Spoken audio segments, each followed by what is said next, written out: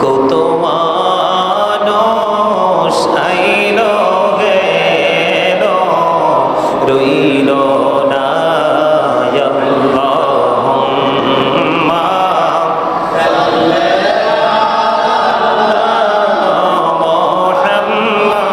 মুহাম্মাদ ওয়া আলা আলি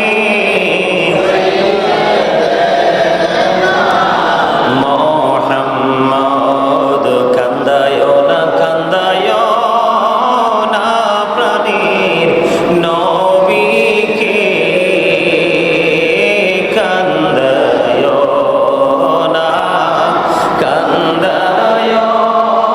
না প্রাণীর নবীকে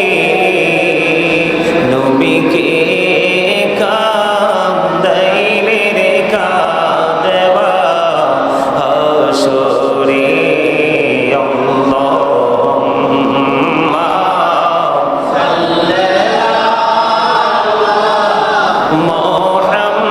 মুহাম্মাদ ওয়া আলা আলি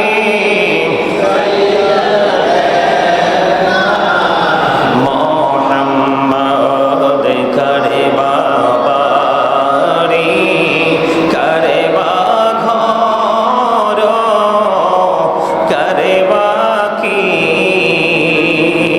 করে বাবারি করে বাঘর করে বাকি যখনই চলিয়ারে যাবে প্রাণ পাখি আল্লাহুম্মা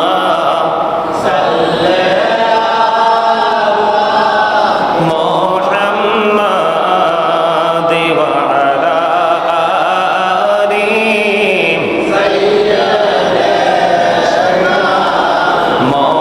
মুহাম্মাদ ওয়া আলা আলি সাইয়্যিদিনা মুহাম্মাদ ইয়া রাসূলুল্লাহ ইয়া হাবিবাল্লাহ ইয়া রাসূলুল্লাহ ইয়া হাবিবাল্লাহ ইয়া মারহাবা সাইয়্যিদুল মুরসালিন ওয়া আলা আলিহি ওয়া আসহাবিহি ওয়া আজওয়াজিহি ওয়া যুররিয়াতিহি ওয়া আহলি বাইতিহি ওয়া আউলিয়াই উম্মতিহি ওয়া উলামাই আহলি সুন্নতিহি আজমাইন আম্মা বা'দু ফাআউযু বিল্লাহি মিনাশ শাইতানির রাজীম বিসমিল্লাহির রাহমানির রাহিম কুল লা আসআলুকুম আলাইহি আজরান ইল্লাল মাওয়াদ্দাতা ফিল কুরবা সাদাকাল্লাহুল মাওলানাল আযীম ওয়া সাদাকা রাসূলুহুন নাবিয়্যুল হাবিবুল কারীম ইন্নাল্লাহা ওয়া মালাইকাতাহু ইউসাল্লুনা আলান নাবী ইয়া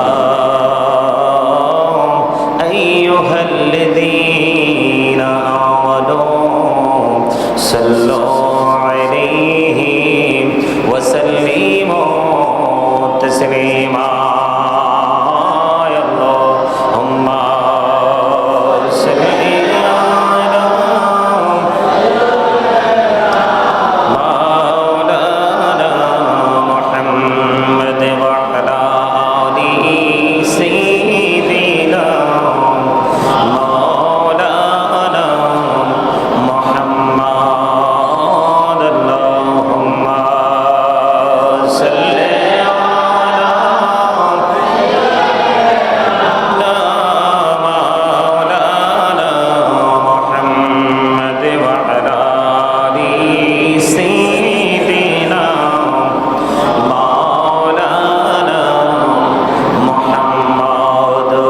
ওগো আমার প্রাণীর নবীজি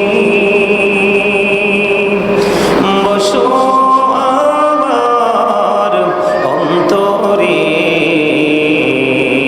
প্রাণী ভরিয়া দেখিব তোমায় এই দেহে প্রাণ থাকিতে আল্লাহুম্মা সাল্লি আলা মাওলানা মুহাম্মদ ওয়া আলা আলি সাইয়্যিদিনা মাওলানা মুহাম্মদ আল্লাহুম্মা সাল্লি আলা মাওলানা মুহাম্মদ ওয়া আলা আলি সাইয়্যিদিনা মাওলানা মুহাম্মদ আবু জাহিল কুফারিরা দেখিল প্রাণীর নবীকে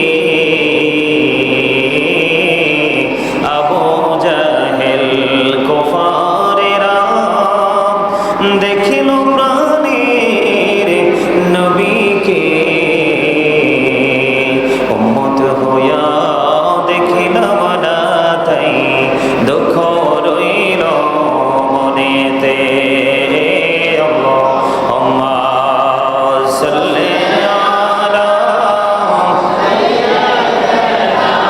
মাওলানা মুহাম্মদ ওয়া আলা আলি সাইয়্যিদিনা মাওলানা মুহাম্মদ নবীর প্রেম ছেড়ে মানুষ ও তোমরা কোথায় আছো বুঝি না তোমার মায়ায় কাঁদছে নবীজি শুয়ে সোনার মদিনা আল্লাহুম্মা সাল্লি আলা মাওলানা মুহাম্মদ ওয়া আলা আলি সাইয়্যিদিনা মাওলানা মুহাম্মদ আপন আপন করো রে মন কেউ তো তোমার আপনে না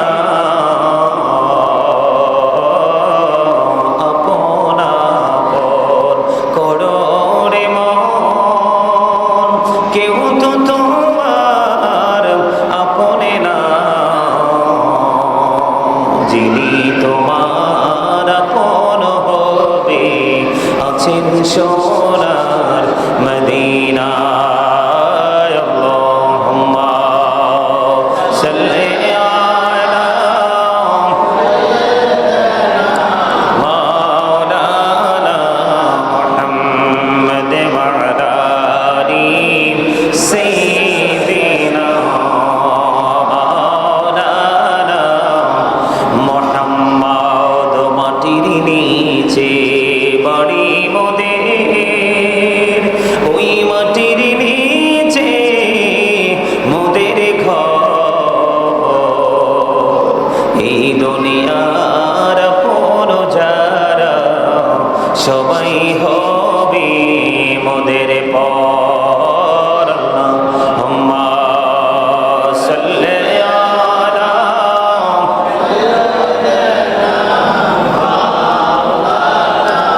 মুহাম্মদ ওয়া আলা আলি সাইয়্যিদিনা মুহাম্মদ আল্লাহুম্মা সাল্লি আলা মুহাম্মদ ওয়া আলা আলি সাইয়্যিদিনা মুহাম্মদ ওয়া আলা আলি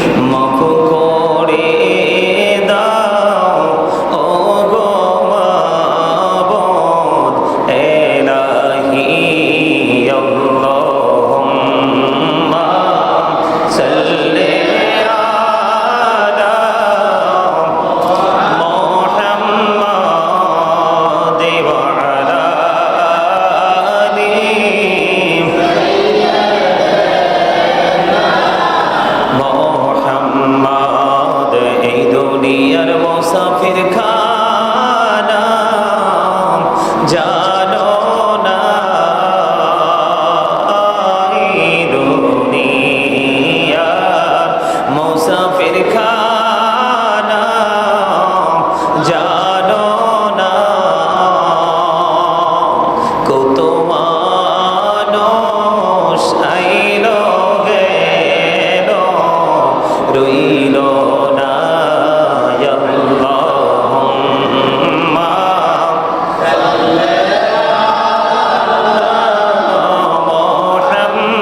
মুহাম্মাদ ওয়া আলা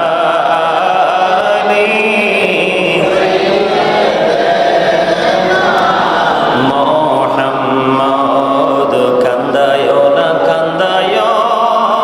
না প্রাণীর নবীকে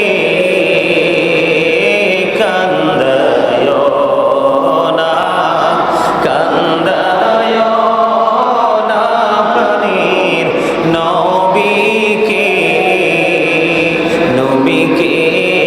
কান্দাইলে রে কাঁদবা হাসরে আল্লাহুম্মা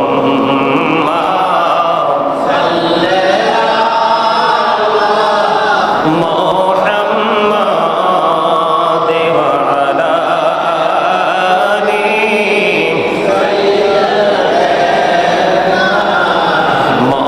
মোহাম্মদ করে বাবারি করে ঘর করে বাকি করে বাবারি করে ঘর করে বাকি যখনি চলিয়ারে যাবে প্রাণ পাখি আল্লাহুম্মা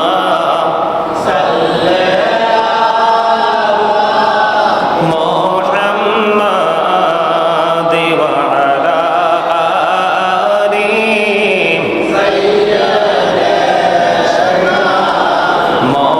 মোহাম্মদ ওয়া আলা সাইয়্যিদিনা মুহাম্মদ ইয়া রাসূলুল্লাহ ইয়া হাবিবাল্লাহ ইয়া রাসূলুল্লাহ ইয়া হাবিবাল্লাহ আমার মতের নিদান কালে আসিও নবী গো আমার শিয়রে দেখিব আপনাকে আপন নজরে ইয়া রাসূলুল্লাহ ইয়া হাবিবাল্লাহ ইয়া রাসূলুল্লাহ ইয়া হাবিবাল্লাহ মুনকার নাকির আসিয়া সওয়াল করবে বসাইয়া নিবেন পর্দা দয়ার নবী উঠাইয়া সালাম জানাবো কদম সুইয়া ইয়া রাসূলুল্লাহ ইয়া হাবিবাল্লাহ ইয়া রাসূলুল্লাহ ইয়া হাবিবাল্লাহ শুনেছি হাদিসে দেখিলে আপনাকে জীবনের গোনা ঝরিয়া পড়ে দিও গো দেখা দয়া করে ইয়া রাসূলুল্লাহ ইয়া হাবিবাল্লাহ ইয়া রাসূলুল্লাহ ইয়া হাবিবাল্লাহ ইয়া রাসূলুল্লাহ ইয়া হাবিবাল্লাহ ইয়া রাসূলুল্লাহ ইয়া হাবিবাল্লাহ গোসল করাইয়া কাফন পরাইয়া যখনই রাখিবে কবরে শোয়াইয়া লইও গো কোলে গোলাম বনিয়া ইয়া রাসূলুল্লাহ ইয়া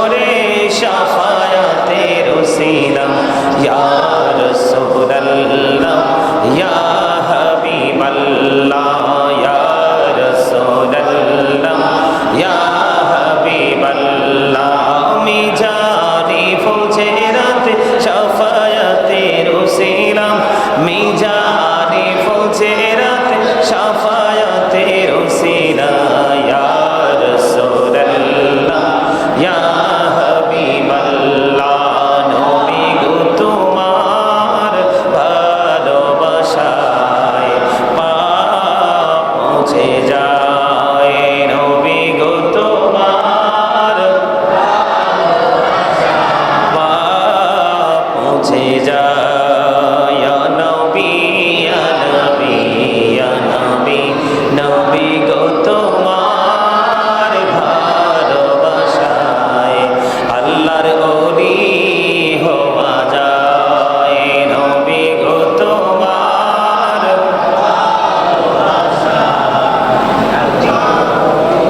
হওয়া যায় ইয়া নবী ইয়া নবী ইয়া নবী ইয়া নবী ইয়া নবী ইয়া নবী নবী গো তোমার ভালোবাসায় জান্নাত পাওয়া যায় নবী গো তোমার ভালোবাসায় জান্নাত পাওয়া যায় ইয়া নবী ইয়া নবী ইয়া নবী ইয়া নবী ইয়া নবী ইয়া নবী আসসালাতু ওয়াসসালামু আলাইকা ইয়া রাসূলুল্লাহ আসসালাতু ওয়াসসালামু আলাইকা ইয়া রাসূলুল্লাহ আসসালাতু ওয়াসসালামু আলাইকা ইয়া রাসূলুল্লাহ আসসালাতু ওয়াসসালামু আলাইকা ইয়া রাসূলুল্লাহ আসসালাতু ওয়াসসালামু আলাইকা ইয়া রাসূলুল্লাহ আসসালাতু ওয়াসসালামু আলাইকা ইয়া রাসূলুল্লাহ আসসালাতু ওয়াসসালামু আলাইকা ইয়া রাসূলুল্লাহ আসসালাতু ওয়াসসালামু রাসূলুল্লাহ আসসালাতু ওয়াসসালামু আলাইকা ইয়া রাসূলুল্লাহ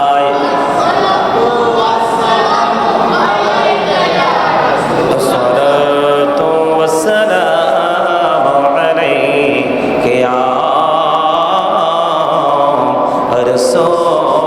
রাসূলুল্লাহ লা ইলাহা ইল্লাল্লাহ লা মহব্বতে লা ইলাহা ইল্লাল্লাহ লা ইলাহা তেরি নামাজে রোজা ছেড়ো না মা বাবাকে ভুইলো না হেরি নামাজে রোজা ছেড়ো না মা বাবাকে ভুইলো না হেরি জান্নাতে বাসী হইতে চাইলে জান্নাতে বাসী হইতে চাইলে প্রাণ ভরে করো সাধনা লা ইলাহা ইল্লাল্লাহ লা ইলাহা লা ইলাহা হাইরে সাদাতে জান্নাতে বানাইলো মনের মতো সাজাইলো হাইরে একটি কদম রাখার আগে একটি কদম রাখার আগে আজরাইলে ধরায় পাঠাইলাম লা ইলাহা ইল্লাল্লাহ লা ইলাহা ইল্লাল্লাহ হিরে কত সুন্দর মদিনা কেমনে যাব জানি না হিরে কত সুন্দর মদিনা কেমনে যাব জানি না হাইরে দয়া করো দয়াল আল্লাহ দয়া করো দয়াল আল্লাহ নসিব করো মদিনা লা ইলাহা ইল্লাল্লাহ লা ইলাহা লা ইলাহা তুমি কবরে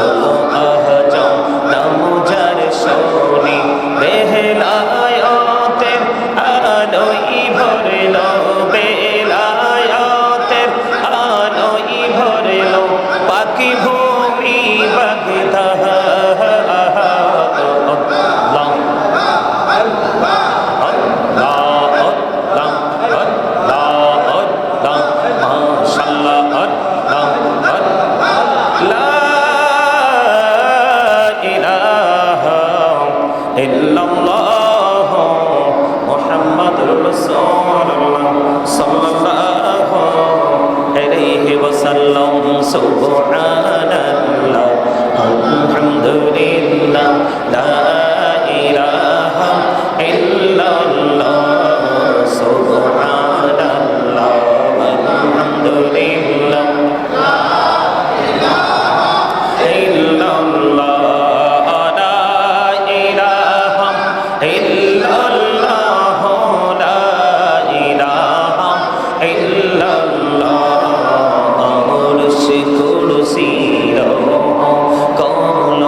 সৃষ্টি যাহার অসীলা আরশ কুরসি লৌহ কলম সৃষ্টি যাহার অসীলা অনিছে আল্লাহ খুশি হইয়া নাম রাখিলেন হাবিবুল্লাহ সুবহানাল্লাহ আলহামদুলিল্লাহ লা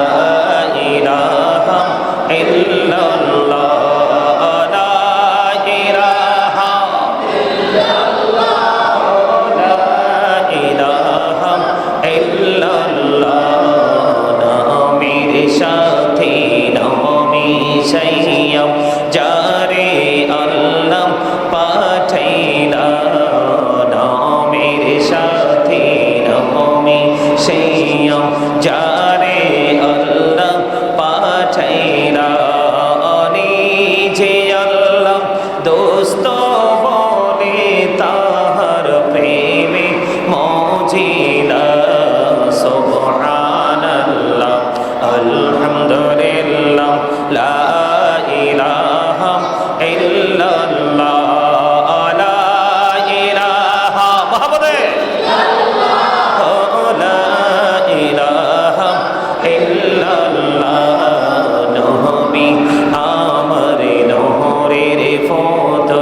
জগত করলেন অজালা রোজ হাসরেন করবেন তিনি উম্মতের ফয়সালা সুবহানাল্লাহ আলহামদুলিল্লাহ লা ইলাহা ইল্লাল্লাহ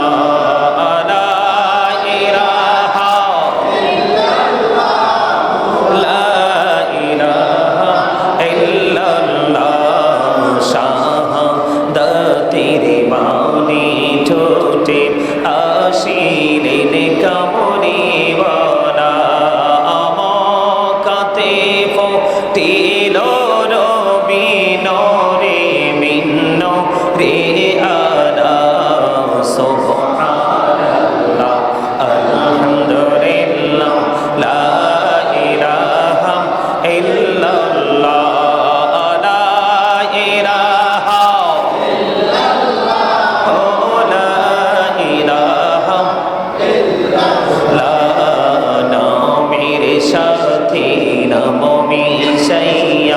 যারে আল্লাহ পাঠাইলা নামের সাথী নাম মিশাইয়া যারে আল্লাহ পাঠাইলা নিজে আল্লাহ দোস্ত বলে তাহার প্রেমে মজিলা সুবহানাল্লাহ আলহামদুলিল্লাহ লা ইলাহা ইল্লাল্লাহ লা ইলাহা ইল্লাল্লাহ লা ইলাহা ইল্লাল্লাহ হাসবি রব্বি জাল্লাল্লাহ ফি কলবি খায়রুল্লাহ নূর মুহাম্মদ সাল্লাল্লাহ লা ইলাহা ইল্লাল্লাহ নূর মুহাম্মদ সাল্লাল্লাহ লা ইলাহা ইল্লাল্লাহ আমরা সবাই গুনাহগার ডাকি তোমায় বারে বার আমরা সবাই গুনাহগার ডাকি তোমায় বারে বার দয়ার নবীর ওসিলায় পার কইরো হাসর বেলা হাসবি রব্বি জাল্লাল্লাহ মা ফি কলবি খায়রুল্লাহ নূর মুহাম্মদ সাল্লাল্লাহ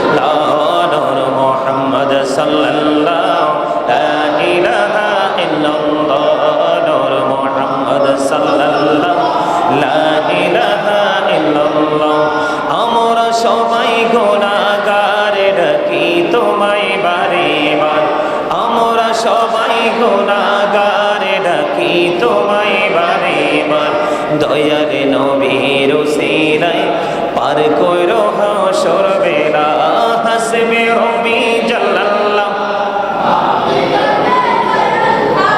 নূর মুহাম্মদ সাল্লাল্লাহু লা ইলাহা ইল্লাল্লাহ মুহাম্মাদুর রাসূলুল্লাহ সাল্লাল্লাহু আলাইহি ওয়াসাল্লাম। উপস্থিত সম্মানিত উলামায়ে কেরাম, হুফাজে কেরাম, দাড়ি পাকা আমার মুরব্বী বাবারা, যুবক ভাইয়েরা, পর্দার অন্তরালে রয়েছেন আমার মা বোনেরা, আমরা আল্লাহ রাব্বুল আলামিনের দরবারে লক্ষ কোটি শুকরিয়া জ্ঞাপন করছি যে মহান রাব্বুল আলামিন আজকে আমাদেরকে এই দুনিয়ার সকল কাজকর্মকে কিছু সময়ের জন্য বর্জন করে রহিত করে আমরা আল্লাহ রাসূলের স্মরণে, বিশেষ করে শুহাদায়ে কারবালার স্মরণে ইমাম হুসাইন রাদিয়াল্লাহু তাআলা আনহু ওনার সঙ্গী সাথীদেরকে নিয়ে নির্মমভাবে শাহাদাত বরণ করেছিলেন ওই 61 হিজরিতে কারবালার ময়দানে। সেই 61 হিজরির এই কারবালার যে স্মৃতিচারণের জন্য ইমাম হুসাইন এবং আহলে বাইত যারা কারবালার ময়দানে শাহাদাত বরণ করেছে সমস্ত শহীদদের স্মরণে আজকে আমরা এই বাবা ইব্রাহিম জামে মসজিদে নুরানি ইমানি ইরফানি জলসায় একত্রিত হতে পেরেছি। তারই সাথে সাথে আমরা এতক্ষণ পর্যন্ত অত্যন্ত প্রাঞ্জল ভাষায় হৃদয় উজাড় করে আমরা সকলে নবী রসুলকে ভালোবেসে নবীজির কদম মোবারকে সালাতু সালাম আল্লাহ রাব্বুল আলামিনের জাতের জিকির করতে পেরেছি। আল্লাহ আমাদেরকে সেই শুকরিয়াতান সকলে জিকির করার তৌফিক দিয়েছেন, সেই শুকরিয়াতান সকলে একবার পড়ুন আলহামদুলিল্লাহ। আমাদের জন্য আরো বড় মজার কথা হলো এই এলাকায় আশেপাশে কিন্তু মানুষের কোনো অভাব নেই। আমরা এতগুলো মানুষের মধ্যখান থেকে বাছাই করে আজকের স্পেশাল দিনে আল্লাহ আমাদেরকে এই জান্নাতের বাগানে আসার বসার দরুদ পড়ার জিকির করার তৌফিক দিয়েছেন। এটা আমাদের জন্য একটা অবর্ণনীয় নিয়ামত, ঠিক কিনা বলেন? কারণ এখনকার এমন একটা অবস্থা দুনিয়ার তৈরি হয়েছে, আপনি আমি চাইলেও কিন্তু পবিত্র কাজে নিজেকে যুক্ত করতে পারি না, কারণ পৃথিবীটা এত নষ্ট হয়ে গেছে। কারণ এই মূল একটা কারণ হলো এই যে মোবাইলটা আমার দিকে তাকান, এই মোবাইলটা এত নষ্ট একটা বস্তু, এটা এত নষ্ট একটা জিনিস। আপনি এটার মধ্যে থাকলে আল্লাহ রসুল তো থাক দূরের কথা, আপনি কোথায় আছেন, কি অবস্থায় আছেন, এটার মধ্যে কেন ঢুকে আছেন, মানে আপনি নিজেকে পর্যন্ত নিজে চিনতে জানতে পারবেন না এটার মধ্যে ঢোকার কারণে, ঠিক কিনা বলে? এখনকার ছেলেরা সবার হাতে হাতে কিন্তু মা বাবা বা নিজেরা কষ্ট করে একটা মোবাইল কিনেছে, এটা তারা মনে করে তাদের বড় সম্পদ। আমি মনে করি এটা তাদের জাহান্নামে যাওয়ার বড় সম্পদ, আমি মনে করি। কারণ এটার মধ্যে ভালো কিছু আমি দেখি না। গতকালকেও যখন প্রোগ্রামে রওনা দিয়েছি, আমরা গাড়িতে যারা যারা ছিলাম, আমরা সবাই যাওয়ার সময় এই মোবাইলটা নিয়ে অনেক লং টাইম আলোচনা করেছি যে মোবাইলটাতে মানে চাইলেও ঢোকা যায় না, এত নোংরা জিনিস ইদানিং মোবাইলের মধ্যে আসতেছে। তো এই নোংরা জিনিস দেখতে দেখতে মানুষ নোংরামির দিকে ধাবিত হয়। তা আমি সকলকে বিনীতভাবে অনুরোধ করব, আমরা একদিন কিন্তু দুনিয়াতে ছিলাম না, আজকে আছি, আরেকদিন আমরা থাকবো না। যেদিন আমরা থাকবো না সেদিনের ঠিকানা কোথায়? কবর। কবর না? কবর তো আপনার আমার আশেপাশে অনেক কবর আছে, আছে না?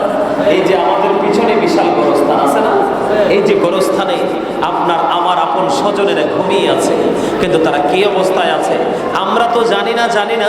বিজ্ঞান পর্যন্ত সেই জায়গা পর্যন্ত পৌঁছাইতে পারে না। তাহলে এতে কি বোঝা যায়? এটা অত্যন্ত রহস্যজ্ঞান একটা ঘর, যদিও 3.5 হাত মাটির ঘর, যদিও এটা আপনার আমার একেবারে আঙ্গিনায়, কিন্তু আসলে হিসাব করলে এটা আপনার আমার এত দূরে যেটা জীবন থাকতে সেখানে কি হচ্ছে সেটা আপনার আমার খুঁজে বের করা কখনোই সম্ভব না। আমার আপন স্বজনরা চলে গেছে, তাদের অবস্থাটা যেমন হয়েছে ঠিক আমাদের অবস্থাটাও ইন্তেকালের পরে এমনই হবে। আপনার আমার আপন প্রিয় মানুষগুলো কেউ আমাদেরকে কি করতে পারবে না, আমাদের আমাদের খবরটাও তারা এইভাবে রাখবে না। কথা বলে রাখতে পারবে? আমার দিকে তাকান, আপনারা যারাই উপস্থিত হয়েছেন আপনাদেরকে আন্তরিকভাবে আমি মোবারক বানাচ্ছি এই জন্যে যে আপনারা আজকের এই প্রোগ্রামের জন্য শুরু থেকে সময়টাকে বাছাই করে রাখতে পেরেছেন। মনে রাখবেন, আপনার জীবনের সময়ের প্রত্যেকটা হিসাব আল্লাহর দরবারে দিতে হবে। ইন্নাল্লাহা সারিউল হিসাব, Allah is going to take account. আল্লাহ হিসাব গ্রহণে অত্যন্ত তৎপর। শুধু তাই নয়, ইন্না বাতশা রাব্বিকা লাশাদীদ, the sieging of Allah is difficult. আল্লাহর ধর, আল্লাহর পাকড়াও বড় শক্ত, বড় কঠিন। সম্মানিত উপস্থিতি, আমরা কতটা নির্ভুল। জীবনের পুরোটা সময় তো আল্লাহ আপনাকে আমাকে দুনিয়ার জন্য দিয়ে দিয়েছে না? পুরো সময়টাই দিয়ে দিয়েছে আপনাকে আমাকে। তুমি খাও, আনন্দ করো, ফুর্তি করো, তুমি শরীয়তের সীমা মেনে যা মন চায় তাই করো। মাঝে মাঝে আমার যে হুকুম সেটুকু তুমি পালন করো। কিন্তু আপনি 5 ওয়াক্ত নামাজ পড়তে কয় মিনিট লাগে বলেন? একদিনে মিনিমাম 24 ঘন্টা, 24 আওয়ার্স। 24টা ঘন্টা আপনার আমার জীবনে বরাদ্দ করা আছে প্রতিদিন। কথা বলেন না কেন? এভরিডে, এভরি নাইট আমরা কয় ঘন্টা পাই? 24 ঘন্টা। 24 ঘন্টার মধ্যে 5 ওয়াক্ত নামাজ পড়তে হিসাব করলে আপনার 1 ঘন্টাও লাগে? আর জোরে বলেন, লাগে না। কি জবাব দিব আমরা আল্লাহর কাছে গিয়ে? বলেন, কি জবাব দিব আমরা আল্লাহর কাছে গিয়ে? কথা কি বুঝতে পারছেন আমার? জবাব দেওয়ার রাস্তা আছে বলেন? এমন না যে আমি কবরে যাওয়ার পরে আমার এমন কোন সম্পদ বা সম্পদ আছে যেটা আমার কবরের পরে আমাকে সেভ করবে, এই ব্যবস্থাও তো নাই। এখনকার সন্তান তো পুরো অভিশাপ। আপনারা মানেন বা না মানেন, আমার অবজারভেশন, আমার দীর্ঘদিনের অ্যানালাইসিস থেকে আমি বুঝতে পেরেছি এখনকার সন্তান বাবা মার জন্য বড় অভিশাপ। দুনিয়ারও অভিশাপ, আখেরাতের অভিশাপ। কেন জানেন? কোরআন শরীফের 19 পারা, আমার সামনে হাফেজ সাহেব আছে, কোরআন শরীফের 19 পারা সূরা শুআরা 88 নম্বর আয়াতে আল্লাহ বলেছেন, ইয়াউমা লা ইয়ানফাউ মালু ওয়ালা বানুন।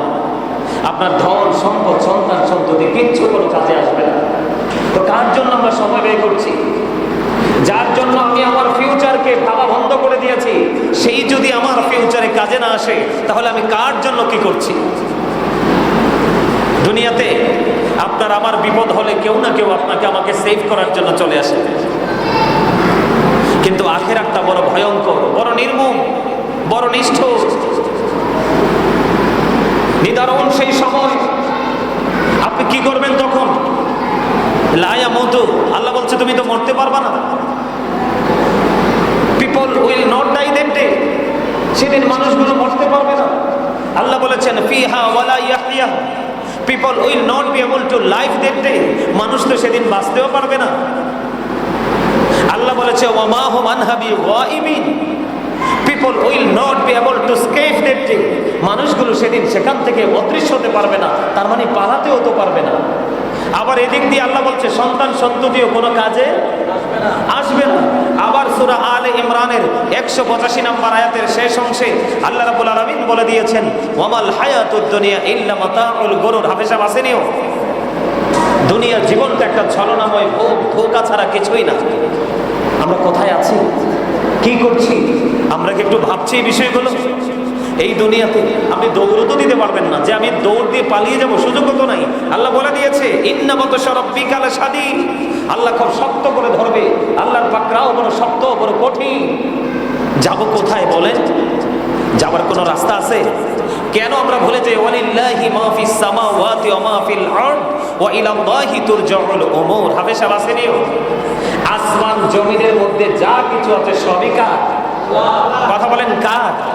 আল্লাহর। সব কিছু একদিন আল্লাহর দিকেই ফিরে যাবে। আপনি কি বেরিয়ে আসতে পারবেন এখান থেকে? পারবো না তো। যাবেন কোথায় বলেন? যাওয়ার রাস্তা আমাদের আছে। ওই রাস্তাটা হলো আল্লাহ আল্লাহ রসুলের ভালোবাসার যে দিক নির্দেশনা, যে রাস্তা, সেই রাস্তার নাম সোজা হিসাব ইসলাম।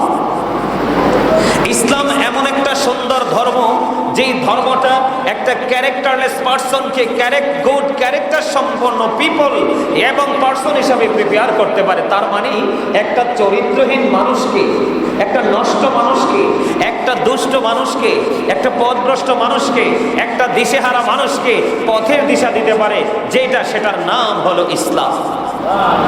ইন্না দীনা ইনদাল্লাহিল ইসলাম।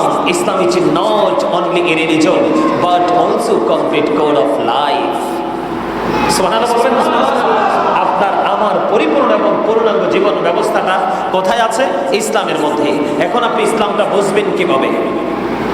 ইসলামের রং আমি লাগাইতে চাই, কি করতে চাই? আমি পরিপূর্ণ ইসলামের রঙে রঙিন হতে চাই, সেই রঙের আলোয় আলোকিত হতে চাই। এখন আমি রংটা লাগাবো থেকে, আল্লাহ রাব্বুল আলামিন একবারে সোজা করে বলে দিয়েছেন, কুল ইন কুনতুম তুহিব্বুনাল্লাহ ফাত্তাবিউনি ইউহিব্বুকুমুল্লাহু ওয়া ইয়াগফির লাকুম যুনুবাকুম ওয়াল্লাহু গফুরুর রহিম। আওয়াজ তুলে বলেন আল্লাহু আকবার।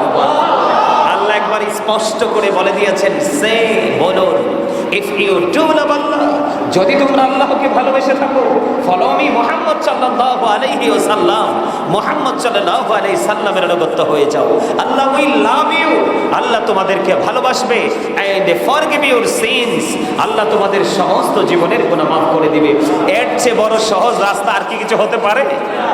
এটা কোরআন, এটা হাদিস নয় যে আপনি ধাক্কা মেরে দিবেন। কারণ নবীজির কথা বললে তো অনেকের গায়ে আগুন লেগে যায়, তাই না? এখন আপনি আগুন লাগলেও ধৈর্য ধরে থাকতে হবে, হয় ধৈর্য ধরে থাকতে হবে, নয়তো কোনো জলাশয় খুঁজে পাইলে জলাশয়ে গিয়ে আগুন আপনাকে নির্বাপন করতে হবে, কিন্তু আপনাকে তারপর ধাক্কা দিতে পারবেন না। কারণ দা হোলি কোরআন, কোরআন হলো পবিত্র ধর্মগ্রন্থ, এত পবিত্র বিন্দু পরিমাণ সন্দেহ নেই। সুবহানাল্লাহ বলেন। এখন আপনি মনে মনে ভাবেন যে হুজুর আমি রসুলকে পাবো কোত্থেকে? রসুল তো আজ থেকে ১৫০০ বছর আগে আমাদেরকে রেখে পৃথিবী থেকে পর্দা করেছে না? এখন আমি রসুলকে পাবো কোথায়? রসুলকে পাওয়া যাবে না, এই জন্যই রসুলের আওলাদ ওয়ারিসের খবর দিয়ে গেছে। সুবহানাল্লাহ বলেন। আল উলামাউল ওয়ারাসাতুল আম্বিয়া, হক্কানি আলেমরা হচ্ছে নবীর ওয়ারিস। কেন? আল্লাহ কোরআনে বলেছে, এটাও কিন্তু কোরআন থেকে বলছি, আমি এখন যেটা বলবো এটাও কোরআন থেকে বলছি। আল্লাহ বলেছেন, ইন্নামা ইয়াখশাল্লাহা মিন ইবাদিহিল উলামা। হাফেজ আছে না? পৃথিবীর মধ্যে যত মানুষ আছে, এই মানুষগুলোর মধ্যে আল্লাহকে সত্যিকারের ভয় যারা করে তারা হলো আলেমরা, হক্কানি আল্লাহর ওলিরা। সুবহানাল্লাহ বলেন। আর জোরে। এখন তারা তো আল্লাহ হয়ে গেছে, এখন আপনি কি করবেন? আল্লাহ রাব্বুল আলামিন অত্যন্ত চমৎকার ভাবে বলে দিয়েছেন, ফাদখুলি ফি ইবাদি ওয়াদখুলি জান্নাতি। আল্লাহ বলেছেন, join with my dear people, come to my paradise. আল্লাহ বলেছেন, তোমরা আমার প্রিয় লোকেদের সাথে যুক্ত হও আর আমার জান্নাতে চলে আসো। আওয়াজ করে কোন সুবহানাল্লাহ, আর জোরে কোন সুবহানাল্লাহ। এখন আপনি মনে মনে প্রশ্ন করতে পারেন, হুজুর আলেমদেরকে ভালোবেসে আমি জান্নাতে যেতে পারবো, জানতে পারলাম, কিন্তু তাদেরকে কেন ভালোবাসবো? তাদেরকে এই জন্য ভালোবাসবেন, ঈমানকে মজবুত করার জন্য। আলেমদের সাথে যার প্রেম থাকে, ভালো সম্পর্ক থাকে, তার অন্য কিছু থাকুক বা না থাকুক, তার ঈমানটা থাকে মজবুত। থাকে কি থাকে না? বিশ্বাস আছে কি নাই? এরপরে ঈমান মজবুত করার পরে সে ধীরে ধীরে, ওই যে বললাম রং, ইসলামের রং, সে কি করে? ইসলামের রঙে রঙিন হতে থাকে, একটার পর একটা আমল করতে করতে করতে করতে সে আল্লাহর দিদার প্রাপ্ত বান্দা হয়ে যায়। আল্লাহু ওয়ালিউল্লাযিনা আমানু, ঈমানদারদের বন্ধু হলো স্বয়ং আমার আল্লাহ। আওয়াজ তুলে কোন সুবহানাল্লাহ। আল্লাহর ওলিদের বন্ধু হলো কারা? আল্লাহ। তারা আল্লাহ ছাড়া কাউকে বন্ধুরূপে কবুল করে না, আবার আল্লাহ তাদেরকে বন্ধুরূপে কবুল করে নিয়েছে। মান আদালি ওয়ালিয়ান ফাকাদ আযানতুহু বিল হারব। যারা আল্লাহর ওলিদের সাথে দুশমনি করবে, আল্লাহ তাদের সাথে যুদ্ধ ঘোষণা করেছে। আমি এই আসছি যে হয়ে গেছে তো প্রায় 1 ঘন্টার কাছাকাছি, আমি তো সেই কনফিডেন্সলি কথা বলতেছি, কিন্তু আপনারা সুবহানাল্লাহ বলবেন না? মাঝে মাঝে একটু বলতে হয় না? তো এ থেকে আমার লাভ না, তো আপনারই তো লাভ। কারণ আমরা যারা আজকে জান্নাতের বাগানে এসেছি, আমরা সবাই জান্নাতের মেহমান, আর এই জান্নাতের মেহমানদের জান্নাতি প্রথম খাবার হলো সুবহানাল্লাহ। কে কে সুবহানাল্লাহ বলে? কেন হুজুর?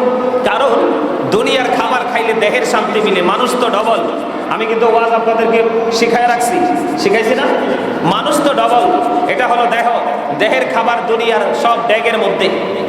বাংলা কথা আর কি, কিসের মধ্যে? ড্যাগের মধ্যে, মানে পাতিলের মধ্যে। আপনি এটার মধ্যে ডাইলও রাঁধতে পারবেন, আলুও রাঁধতে পারবেন, গরুর গোস্ত রাঁধতে পারবেন, খাসির গোস্ত রাঁধতে পারবেন, মুরগির গোস্ত রাঁধতে পারবেন, আবার খিচুড়িও রাঁধতে পারবেন। তার মানে দেহের খাবার সব ড্যাগ আর কেটলির ভিতরে। কথা কয় না কেন? কেন বললাম? আমরা দুইটা জিনিস পছন্দ করি বাঙালি, এক হলো ড্যাগ পাতিল, আর এক হলো চা দোকান। কথা কয় না কেন? এটা খাইলে দেহের শান্তি মিলে। তো এই মানুষটাকে, যে মানুষটা চালাচ্ছে, এটা তো আপনার আমার ভিতরে আছে, যেটাকে বলা হয় রূহ, আত্মা, সোল। তো এটার আপনি খাবার খাওয়াইয়া বাঁচায় রাখতে হবে না? এই রুহের খাবার হলো ইবাদত। খাবার, দুনিয়ার খাবার খাইলে দেহে এনার্জি আসে, আর আমল করলে আত্মায় প্রশান্তি আসে। যে আমলের পরে আত্মা প্রশান্ত হয়ে যায়, মনে করবেন নিঃসন্দেহে আপনি আল্লাহর দরবারে গ্র্যান্টেড হয়ে গেছেন। আওয়াজ তুলে কোন আমিন। আর যারা বলেন আমিন। এখন ইমানকে মজবুত করতে হলে যেই আমলগুলো ইমানকে আপনার মজবুত করবে, শক্ত করবে, এই মাস, দিন, সময়ের মধ্যে অন্যতম মাস হলো এই মুহররম মাস। মুমিনের ইমানকে আরো মজবুত করে দেয়। মুমিনের ইমানকে, বাচ্চাগুলোকে থামান না একটু, এরা শুরু থেকে দুষ্টামি করতেছে। আপনার মুমিনের ইমানকে, এই সোহাদায়ে কারবালা আসলে মুমিনের ইমানকে কি করে? চাঙ্গা করে। বলে ইমানদার আর মুনাফিক চেনার উপায়। এদিকে তাকান। মুনাফিক সম্পর্কে আল্লাহ বলেছেন, মুনাফিকদের ঠিকানা হবে জাহান্নামের একবারে সবচেয়ে লোকাল জায়গায়। নাউজুবিল্লাহ বলেন। কারণ মুনাফিকরা রসুলকে ভালোবাসবে না, এই জন্য তারা মুনাফিক। কি? রসুলকে যারা ভালোবাসে না পরিপূর্ণভাবে, ভালোবাসারও জাত আছে। একটা হলো 50%, একটা হলো 60%, একটা হলো 30%, আর একটা হলো 100%। আর 100% প্রেমিকরা হলো সাকসেস। মুনাফিকরা জাহান্নামে যাবে, তবে জাহান্নামের একেবারে সর্বনিম্ন স্তরে। আর ইমানদাররা, মুত্তাকিরা জান্নাতে যাবে, তবে জান্নাতুল ফেরদাউসে, যেটা জান্নাতের মধ্যে সবচেয়ে বড়, সবচেয়ে প্রিয়, সবচেয়ে দামি জান্নাত। সুবহানাল্লাহ বলেন। আর জোরে। এই কারবালা আসলে আমরা কেন মাহফিল করাই? এই কারবালার মাহফিল কেন প্রয়োজন? এই কারবালার মাহফিলের মাধ্যমে মুমিনের ঈমান আরো শক্ত হয়, আরো মজবুত হয়। যারা জানে না তারা জানতে পারে, যারা বোঝে না তারা বুঝতে পারে। জানা বোঝার মাধ্যমে সে তার ঈমানকে চাঙ্গা করতে পারে। সেই উদ্দেশ্যেই আপনার কারবালার এই ইতিহাস জানার জন্য এক বছরে আমরা ভুলে যাই, আবার নতুন করে আলেমদের থেকে জানার জন্য আমরা এই মাহফিলগুলো করব। অসংখ্য উপস্থিতি আসবে, বসবে, আলোচনা শুনবে, এখান থেকে তার ঈমানকে মজবুত করবে। যারা ইয়াজিদের প্রশংসা করবে তাদেরকে প্রতিবাদ প্রতিহত করার প্রত্যয় তাদের মধ্যে জন্ম হবে। ঠিক কেন বলেন? আর যারা বলেন। সম্মানিত উপস্থিতি, মনে রাখবেন, আশুরা যখন আসে, কারবালার মাস যখন আসে, আমাদের দেশে দেখবেন অনেক আলেম দেখা যায়, তাদের দাড়ি টুপি পাগড়িতেই তারা আলেম। মূলত তাদের ভিতরে সত্যিকারের এলেম নাই। আমি নিজে চোখে শুনেছি, আপনারা নিজের চোখে দেখেছি, নিজের কানে শুনেছি। আপনারা অনলাইনে ঢুকে দেখবেন, কারবালা আসার আগেই, মুহররম মাস আসার আগেই কিছু কিছু আলেম, নামধারী আলেম, এরা ইয়াজিদের প্রশংসা করা শুরু করে দিয়েছে। নাউজুবিল্লাহ বলেন। আরে আরো জোরে। নাউজুবিল্লাহ মানে কি? আমরা এই নোংরামি থেকে বাঁচতে চাই, হেফাজতে থাকতে চাই, দূরে থাকতে চাই। এই জন্য নাউজুবিল্লাহটা একটু কনফিডেন্সলি বলবেন, এটা ইমানদারের ঈমানকে আরো মজবুত করে দেয়। সম্মানিত উপস্থিতি, এদিক তাকান। যদি আপনাকে কেউ বলে যে ইয়াজিদ নির্দোষ ছিল, আপনি কি মানবেন? কোন মুমিন কি মানবে? আপনিও মানবেন না।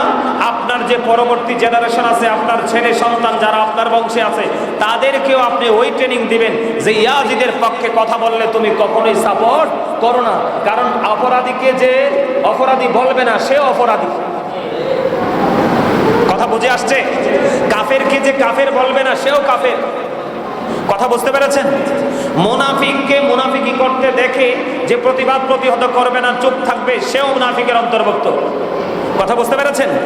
এখন কেউ যদি বলে ইয়াজিদ 100 রাকাত নামাজ পড়তো প্রতিদিন, এটাকে আপনি বিশ্বাস করবেন? হ্যাঁ, আমি মানলাম, 1 সেকেন্ডের জন্য বিশ্বাস করলাম, মা পড়ছে। কিন্তু সে 1 লক্ষ না, অসংখ্য অগণিত লক্ষ লক্ষ কোটি কোটি রাকাত নামাজ পড়লেও তো কোনো লাভ হবে না। কেন হবে না জানেন? কারণ ইয়াজিদ ইজ ক্যারেক্টারলেস। নাউজুবিল্লাহ বলেন। ইয়াজিদ 100% চরিত্রহীন। সে এমনিও চরিত্রহীন, হেমনিও চরিত্রহীন। তার ভিতরও খারাপ, বাহিরও খারাপ। কথা বুঝতে পেরেছেন? কেমন আমি আপনাদেরকে বলি, আল্লাহ কোরআনে বলেছে ইউদিল্লু বিহি কাসীরা ওয়া ইয়াহদি বিহি কাসীরা। আল্লাহ কোরআন দিয়ে কাউকে হেদায়েত দিয়েছে, তার মানে আলোর পথের দিকে ধাবিত করছে। আবার আল্লাহ কোরআন দিয়ে কাউকে পথভ্রষ্ট করেছে। কথা বলেন না কেন? তো কোরআন কোন ধারায় পড়ছে, কোন ভাবে কোরআনকে চিনছে, সেটা হচ্ছে বোঝার বিষয়। সম্মানিত উপস্থিতি, ইয়াজিদ কিন্তু মুসলমান ছিল। কি ছিল? আমির মুয়াবিয়ার ছেলে ছিল। আমির মুয়াবিয়া ছিলেন আমার প্রাণের রাসূলের সত্যিকারের একজন সাহাবী, নবীর প্রেমিক। এই আমির মুয়াবিয়ার ঘরে ইয়াজিদ জন্ম হয়েছে। কি হয়েছে? ইয়াজিদ মানে কি জানেন? ইয়াজিদ মানে হলো ইসলামের বিপক্ষে গুপ্তভাবে কাজ করা। বুঝে নেবেন কিন্তু। ইয়াজিদিয়াত মানে হলো আপনার সামনে ইসলাম, আমাদের দেশে এরকম আছে না, সামনে মিষ্টি মিষ্টি কথা, সামনে সুন্দর সুন্দর কথা, ধর্মীয় প্রীতির কথা, কিন্তু ভিতরে সে ইসলামকে আপনার হত্যা করার পায়তারা আছে না আমাদের মধ্যে। এরকম আপনারা দেখতে পান না, আমরা দেখতে পাই, আছে না নাই? এই চরিত্রটাই হলো ইয়াজিদের চরিত্র। যেমন মুখে থাকবে তার একটা, অন্তরে থাকবে তার আরেকটা। ইয়াজিদের মুখে ছিল ইসলাম প্রীতির কথা। কিসের কথা? ইসলাম প্রীতির কথা, ইসলামের প্রতি ভালোবাসা, কিন্তু ইয়াজিদের অন্তরে ছিল ইসলামের প্রতি বিদ্বেষ। নাউজুবিল্লাহ বলবেন না? আরো জোরে। কারণ ইয়াজিদের উপদেষ্টা যিনি ছিলেন, তিনি ছিলেন শারজুন বিন মানসুরুর রুমি, যিনি ছিলেন একজন ইহুদি, যিনি দিনের বেলা বানর নাচাতো, রাতের বেলা মদের আসর বসাতো। মদের আসর বসিয়ে তিনি নষ্ট নারীদেরকে নিয়ে রঙ্গমঞ্চ করতো। নাউজুবিল্লাহ বলেন, আর যারা বলেন। কারণ ইহুদিদের তো কোনো ফিউচার নাই। আল্লাহ বলেছেন উইদ্দাত লিল কাফিরিন, তাদের জন্য আল্লাহ বানাইছে জাহান্নাম। আর আমাদেরকে আল্লাহ সাবধান করেছে, ইমানদারদেরকে। আল্লাহ বলেছেন ইন্নাল কাফিরিনা কানু লাকুম আদুওয়াম মুবিনা, বেঈমান কাফেররা হলো মুসলমানের প্রকাশ্য শত্রু। আমি কিন্তু কোরআন থেকে বলছি সবগুলো, সন্দেহ করার কোনো সুযোগ নেই। কারণ ইহুদি ইয়াজিদ এবং তার বাহিনী পুরো ইহুদিদের সাজেস্টে পরামর্শ অনুযায়ী চলতেন, কাজ করতেন। আর ইমাম হুসাইন রাদিয়াল্লাহু তাআলা আনহু, তিনি ছিলেন রাসূলের কলিজার টুকরা, আমাদের কলিজার টুকরা, আমাদের জান্নাতের নেতা। জোরে কোন সুবহানাল্লাহ, আর জোরে কোন সুবহানাল্লাহ। বেঈমান কাফেরদের ঠিকানা কোথায়? বলছে কে? তাদেরকে আল্লাহ আমাদের বন্ধু বলছে না শত্রু বলছে? শত্রু বলছে। বলছে কি বলছে না? আমার কথা না কিন্তু, সবগুলো আল্লাহ এবং আল্লাহ রাসূলের কথা। তাহলে ইয়াজিদ আরো বলতে চাই, একটু বলবো, কারণ কারবালার সারমর্ম, এই যে 61 হিজরিতে কারবালা হয়েছে, ইমাম হুসাইন তার ওনার সঙ্গীদের শাহাদাত, এইটার মর্মার্থ আপনাকে বুঝতে হলে একটু হলেও এই পাপিষ্ট ক্যারেক্টারলেস ইয়াজিদকে নিয়ে একটু হলে কথা বলতে হয়। এই পাপিষ্টকে এড়িয়ে চলার কোনো সুযোগ, কারণ তার কথা না বললে কিন্তু আপনি আমি কিছুই বুঝবো না, বুঝবো আপনি আমি কিছুই বুঝবো। সম্মানিত উপস্থিতি, যেটা আমি বলতে চাই আপনাদেরকে, ইয়াজিদকে নিয়ে আমি আরেকটু বলতে চাই, বলবো? সবাই বলেন। সম্মানিত উপস্থিতি, ইয়াজিদ তার বাহিনী ইমাম হুসাইন রাদিয়াল্লাহু তাআলা আনহুকে শাহাদাত করলো। আচ্ছা বলেন, একটা মানুষকে কতল করার পরে তার সাথে শত্রুতা করার আর কিছু থাকে? আর কিছু থাকে? আপনারা জানেন না যেদিন ইমাম হুসাইন শাহাদাত বরণ করেছিলেন কারবালার ময়দানে, সেই দিন কি বলবো, বলার মতো কোনো আমার ভাষা নাই, এমন অবস্থা হয়েছিল। আকাশ বাতাস কেঁদেছে, এমন নির্মম অবস্থা তৈরি হয়েছিল। ইন্তেকাল করেছে, শাহাদাত বরণ করেছে, তারপরেও ইয়াজিদ বাহিনী ঘোড়া দিয়ে এই ধুলাবালির উপরে এই সমস্ত শহীদদের পবিত্র মাথাগুলো আপনার ধুলাবালিতে পদদলিত করেছে। নাউজুবিল্লাহ বলবেন না? আরো জোরে বলেন। কোন ইহুদি, কোন বেঈমান কাফেরের ধর্মীয় শিক্ষার মধ্যেও তো এমন অবস্থা নাই। আবার আমাদের দেশে মসজিদের কিছু কিছু কথিত মৌলবীরা এই পবিত্র মিম্বরে দাঁড়াইয়া ইয়াজিদের প্রশংসা করে, মাহফিলের মতো স্টেজে বসে বসে ইয়াজিদের প্রশংসা করে। 61 হিজরিতে তো কারবালা হয়েই গেছে, শেষ। তোমার মনের আশা তুমি পূর্ণ করেছো, নবীর আওলাদকে, নবীর আহলে বাইতের অন্যতম সদস্য এবং তার সঙ্গীদেরকে তুমি শহীদ করে দিয়েছো, কিন্তু তারপরেও তোমার তৃষ্ণা মিটে নাই।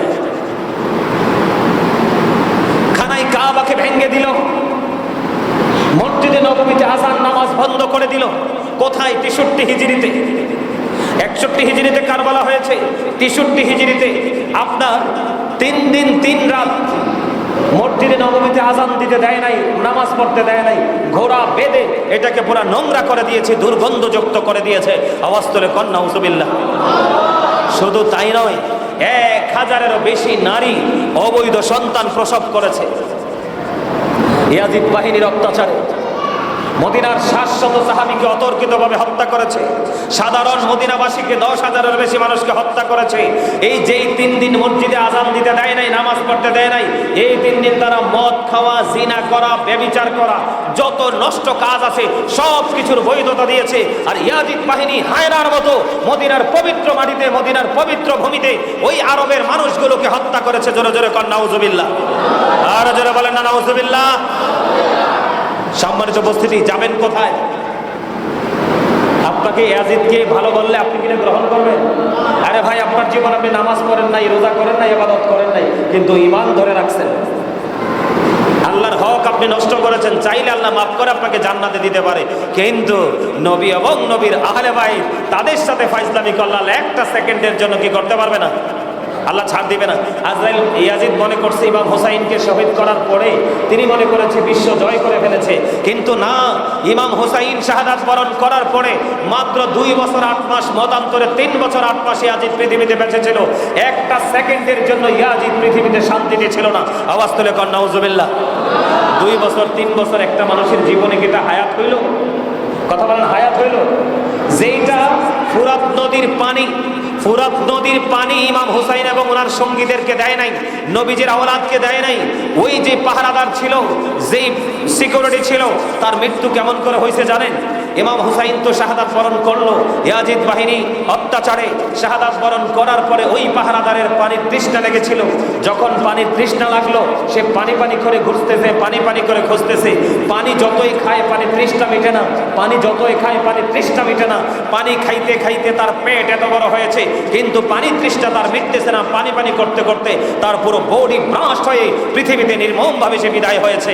আরো কত কষ্ট আছে, তাদেরকে নিয়ে কথা বলে সময় নষ্ট করতে চাই না, কিন্তু একটু বলতে হয় এই কারণে যেন আপনার ইমানটা মজবুত থাকে। কোনো মোল্লা আপনার সন্তানকে আপনাকে বুঝাইলে আপনার যেন কি হয়, এগুলো যেন মাথায় থাকে। এত চরিত্রহীন মানুষের প্রশংসা যে করে, সেও 100% চরিত্রহীন। ঠিক কিনা বলেন? আর যারা বলেন, চোরের প্রশংসা কি চোর ছাড়া ভালো মানুষ করবে? কথা বলেন। আমি আমার মা বোনদেরকে বলবো, মা গো, হৃদয়ের জানালা করে শোনো, হৃদয় উজাড় করে শোনো, কারণ তোমার আজকের এই আলোচনা হতে পারে তোমার সন্তানের ঈমানকে মজবুত করার জন্য গুরুত্বপূর্ণ ভূমিকায় থাকতে পারে। ঠিক কিনা বলেন? কারণ মা যদি ঘরে জ্ঞানী হয়, অবশ্যই সন্তানও জ্ঞানী হয়। মা যদি ঘরে বিচক্ষণ হয়, সন্তান অবশ্যই বিচক্ষণ হয়। মা যদি হয় আল্লাহওয়ালা, সন্তানও হয়ে যায় বন্ধু আল্লাহওয়ালা। কারণ মায়ের পেটে থাকে সন্তান দীর্ঘ সময় মায়ের সাথে সন্তানের এমন এক বন্ধন, বাবার সাথে এমন এক বন্ধন, দুনিয়া আখিরাতের বন্ধন, যেটা বন্ধু ছিন্ন করা যায় না। ঠিক কিনা বলেন? আমি আমার ভাই বাবা, আমি আমার মা বোনদেরকে ডেকে ডেকে বলতে চাই, আমার আল্লাহ পবিত্র কালামে হাকিমে আল্লাহর হাবিবকে ডাক দিলেন, আল্লাহ রাসূলকে ডাক দিয়ে বললেন, হাবিব আপনি জানিয়ে দেন, আমি যে তোমাদের কাছে সত্য নিয়ে এসেছি, আমি যে তোমাদের কাছে ন্যায়ের পয়গাম নিয়ে এসেছি, আমি তোমাদের কাছে যে আল্লাহর পক্ষ থেকে নিয়ামতের বাণী তোমাদেরকে পৌঁছে দিলাম, আমি এর বিনিময় তোমাদের কাছে কিছু চাই না। আমি চাই শুধু আমার আহলে বাইতের ভালোবাসা। সুবহানাল্লাহ বলেন না? আমাদের দেশে ইয়াজিদের বংশধর মোল্লা আছে, আপনারা দেখবেন কারবালার মাস আসলে তারা মাহফিল করে ঠিকই, ওয়াজ করে ঠিকই, কিন্তু ইমাম হুসাইন এবং আমার নবীর আহলে বাইত নিয়ে তাদের জবানে কোনো আলোচনা নাই। যারা আলোচনা করছে এবং যারা শুনছে উভয় দলই বন্ধু জাহান্নামী। কারণ আহলে বাইতকে, নবীর আওলাদকে ভালোবাসা একজন ঈমানদারের জন্য ফরজ, এবং এটাও ঈমান। মজা পান না ওয়াজে? কে মজা পান? সবাই এমনি হাত তুলে দেখান। মাশাআল্লাহ, হাত নামা। আমার কাছে ভালো লাগতেছে, শুনবেন আরো? আমি কিন্তু আজকে অনেক টায়ার্ড। আজকে সকালে, এই যে সকালের একটু আগে আসছি মাহফিল থেকে, আইসা ঘুমাইতেও পারি না। ওই নাটক থেকে আসছে 2 পাগল মাহফিলে দাওয়াত দিত, ফিরাইতেও পারছি না, মাহফিলটা রাখছি, জীবনে যাইনি তো যাবো, এই করে করে দিন শেষ। কথা কি বুঝতে পারছে?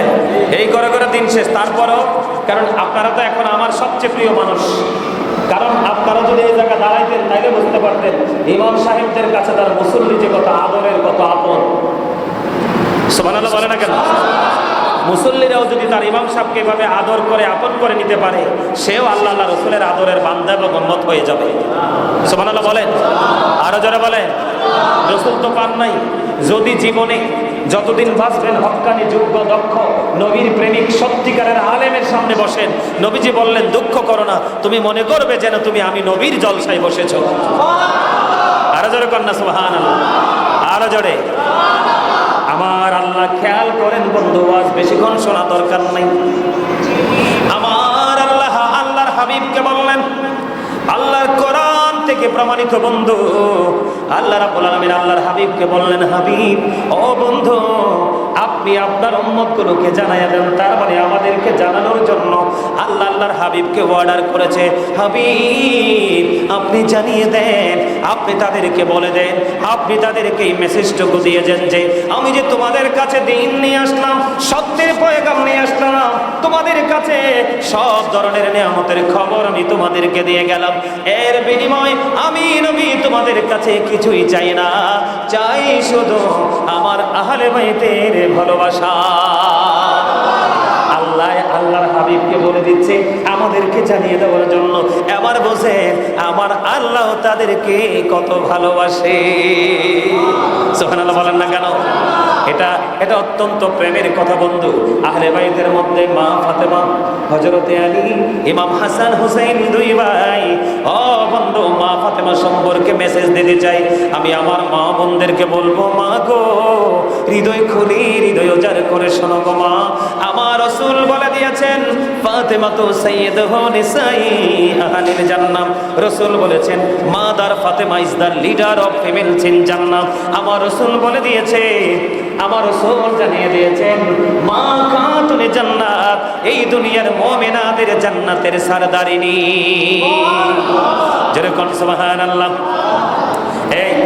এই বাচ্চাগুলোকে ওয়ালের সাইডে দেন। এগুলো কিন্তু গ্লাসটা ভেঙে ফেলবে। আমি কিন্তু আপনাদেরকে ভাবছিলাম যে আপনারা কেউ না কেউ দায়িত্ব নেবেন, দেখতেছি নিতেছেন না। এদেরকে গ্লাস থেকে দূরে সরান, এরা কিন্তু গ্লাস ভেঙে ফেলবে। খেয়াল করেন নবীর আহলে বাইতের প্রতি কেন বললেন ভালোবাসা? সর্বপ্রথম মা ফাতেমা। আমার রাসূল বলেছেন দুনিয়াতে আমাদের মা বোনের আছে না নাই?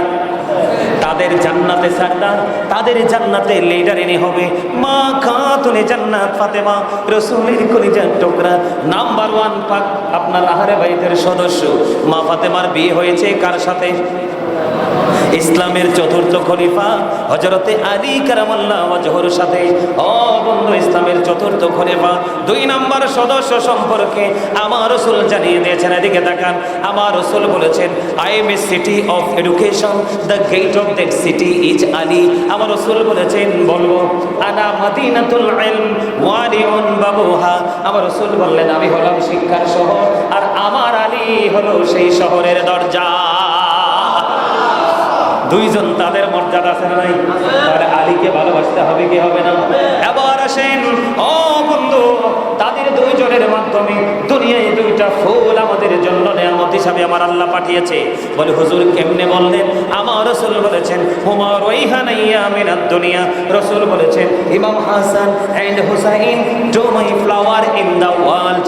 আমার রাসূল বললেন ইমাম হাসান হুসাইন দুই ভাই, দুনিয়ায় আমার 2টা ফুল। এখন আপনি বলেন আমার রাসূল উম্মতকে মেসেজ দিয়ে গেছে, উম্মত হৃদয় খুলে শোনো গো, আমি তোমাদের জন্য নিয়ামতের খবর দিয়ে গেলাম। আল হাসান ওয়াল হুসাইন সাইয়্যিদ শাবাবি আহলিল জান্নাহ। আমার রাসূল বলে দিলেন ইমাম Hasan and Husain are the leader of younger people in জান্নাহ।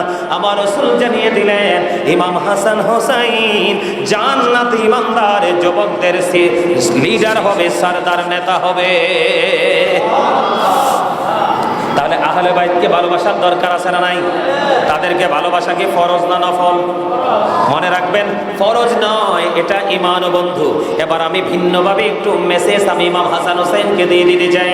শুধু হুসাইনকে নিয়ে বলবো বন্ধু, হাসান রাদিয়াল্লাহু তাআলা আনহুকে নিয়ে বলবো, তারা দুজনকে আমার আল্লাহ কত বেশি ভালোবাসে বন্ধু। কেমন করে ভালোবাসে রে, কেমন করে বন্ধু মহাব্বত করে, একটু গভীরভাবে খেয়াল করেন। দুই একটা এক্সাম্পল দিব। ও বন্ধু, ছোট্টবেলায় ইমাম হুসাইন রাদিয়াল্লাহু তাআলা আনহু ওনার মায়ের গলায় জড়িয়ে ধরলেন, মা মা গো, আমি আজকে একটু খেলতে যাব গো মা, আমাকে তুমি খেলা শেষ করে আসার পরে তুমি আমাকে একটু আপেল দিবা। এই কথা শোনার পরে মা ফাতেমা কোনো কিছু চিন্তা করলেন না। বাবা বাবা গো, যাও যাও যাও, তুমি আসার পরে আমি তোমাকে আপেল দিয়ে দিব। জোরে জোরে বলেন একবার সুবহানাল্লাহ। বন্ধুরে আমার, ছোট্ট ইমাম হুসাইন রাদিয়াল্লাহু তাআলা আনহু ছোট্ট মানুষ, তিনি চলে গেলেন বন্ধু। মা তো প্রতিশ্রুতি দিয়ে দিয়েছেন, মা খাতুনে জান্নাত ফাতেমা একটু পরে চিন্তা করলেন, আমি এটা কি করেছি, এখন তো মদিনায় কোথাও কোনো আপেল পাওয়া যাবে না, কারণ মদিনায় এখন তো আপেলের সিজন না, আমি এখন কি করব।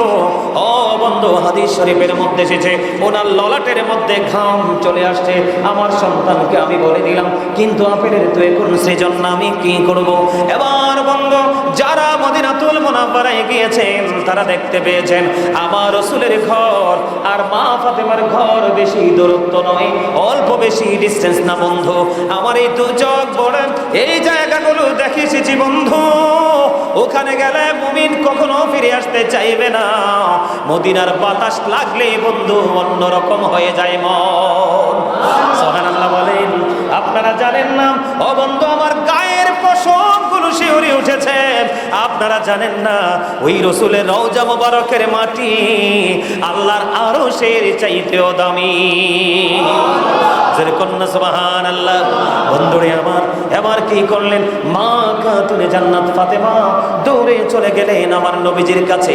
আমার নবীজি তখন বসা ছিলেন, বসা থেকে তিনি সঙ্গে সঙ্গে দাঁড়িয়ে গেলেন। দাঁড়িয়ে যাওয়ার পরে এবার মা ফাতেমাকে ডেকে বললেন, মা মা গো, আপনার কি হয়েছে, আপনার ললাটে দিয়ে ঘাম দেখা যায়, ব্যাপার কি মা। এবার মা খাতুনে জান্নাত একটা ডাক দিয়ে বললেন, বাবা বাবা গো, ও বাবা, আপনার কলিজার টুকরা, আমার কলিজার টুকরা হুসাইন আমার কাছে একটু খেলতে গেছে, বলছে আপেল নাকি তাকে দিতে হবে। বাবা গো, আমি তো বলে দিয়েছি তোমাকে আমি আপেল দিয়ে দিব গো বাবা, কিন্তু বাবা আমি প্রতিশ্রুতি দেওয়ার পরে জানতে পারলাম আমার কাছে তো আপেল নাই, মদিনায় তো আপেলের সিজন না, আমি কি করব। এই কথা যখন আমার নবীজির কাছে বন্ধু মা ফাতেমা বলতেছে, বন্ধুর সঙ্গে সঙ্গে জান্নাত থেকে জিবরাইল আপেল নিয়ে আমার নবীর হুজরায়, আওয়াজ তুলে বলেন না সুবহানাল্লাহ।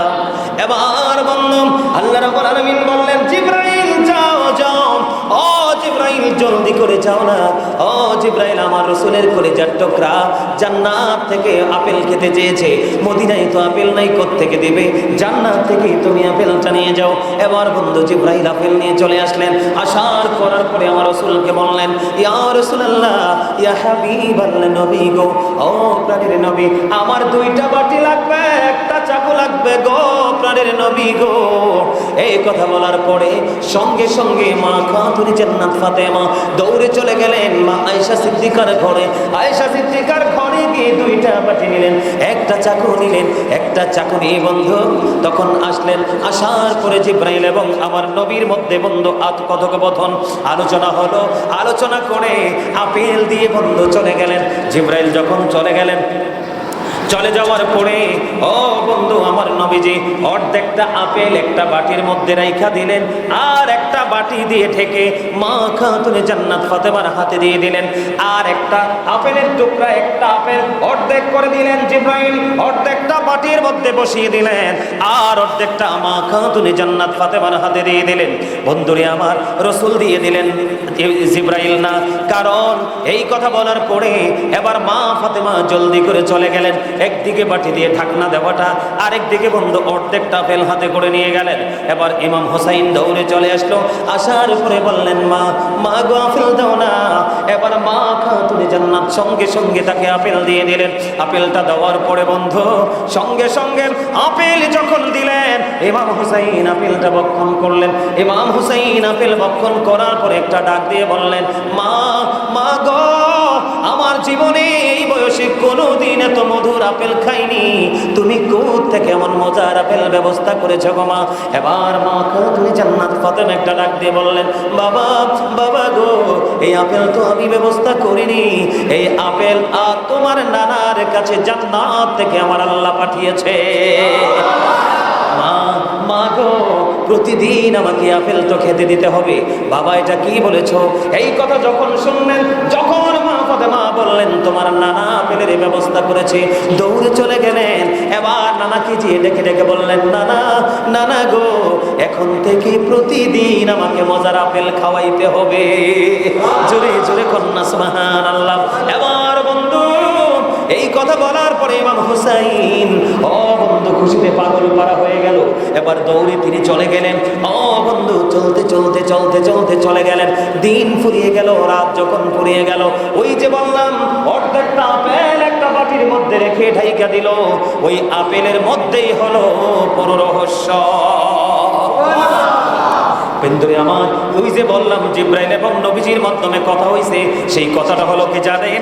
ও বন্ধু, জিব্রাইল অর্ধেকটা আপেল কেটে বাটির মধ্যে বসাইয়া দিলেন আর বললেন, নবী গো, এই যে অর্ধেকটা আপেল আমি বসাইয়া দিলাম, এই বাটিটা প্রতিদিন একবার ঢাকনা সরাতে পারবে, দুইবার না, এটা প্রতিদিন ঢাকনা সরাবে। ও বন্ধু, রসুল যেইভাবে বলে গেলেন মা ফাতেমাকে সেইভাবে রসুল বলে দিলেন। এবার দিন চলে গেল, রাত্র যখন ফুরিয়ে গেল, রাত ফুরিয়ে যাওয়ার পরে বন্ধু পরের দিন আপেলটার ঢাকনা সরাইয়া দেখে ওই আপেলটা পুরোটাই আস্থা হয়ে আছে। জোরে জোরে কন্যা সুবহানাল্লাহ। জিব্রাইল আরো বলে গেছে, ইয়া রাসূলুল্লাহ, ঠিক যেভাবে বলে দিলাম এইভাবে অর্ধেকটা কেটে নেবে, আর অর্ধেকটা যেমন ছিল তেমন ওইভাবে বসিয়ে দেবে। অর্ধেকটা আজকে কাটলেন, কাটার পরে বন্ধু আজকে হুসাইন খেলেন আর অন্যান্য জন খেলেন, কিন্তু খাওয়ার পরে দেখে রে গতকালকের মতো না, আজকের আপেলের স্বাদ অন্যরকম। সুবহানাল্লাহ বলবেন না? কি আজকের আপেলের স্বাদ বন্ধ অন্যরকম। আজকের দিন চলে গেল, পরের দিন যখন আমার ঢাকনা সরালেন, ও বন্ধু পরের দিন ঢাকনা সরানোর পরে চেয়ে দেখলেন, আজকেও চেয়ে দেখলেন আপেলটা অর্ধেকটা কিন্তু রেখেছিলেন, আজকেও চাইয়া দেখে আপেল আবার পুরো আস্থা হয়ে আছে। জোরে জোরে বলেন না সুবহানাল্লাহ। বন্ধু এই দৃশ্য দেখার পরে রে আশ্চর্য হবার মতো ঘটনা না, আমার আল্লাহ ওই রবির আহলে বাইতকে, আমাদের কলিজার টুকরা ইমাম হুসাইনকে কত ভালোবেসেছেন বন্ধু। এগুলো হলো তার প্রমাণ। প্রতিদিন ঢাকনা সরা আপেল তো আস্থা হয়ে আছে। এমনি করে করে 2 বছর পর্যন্ত যখন এই ঢাকনা সরালেন, ঢাকনা সরানোর পরে যে দেখলেন আজকেও পুরো আপেলটা আস্থা হয়ে আছে। 2 বছর কেটেছেন, 2 বছর খেয়েছেন, প্রতিদিনই ভিন্ন ভিন্ন স্বাদ পেয়েছে।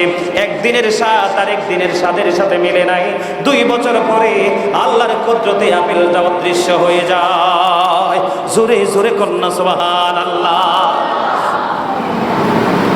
সেই হুসাইনকে নিয়ে কথা বলে না, নাউজুবিল্লাহ বলবেন না?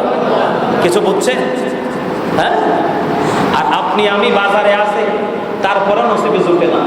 কথা কন না কেন?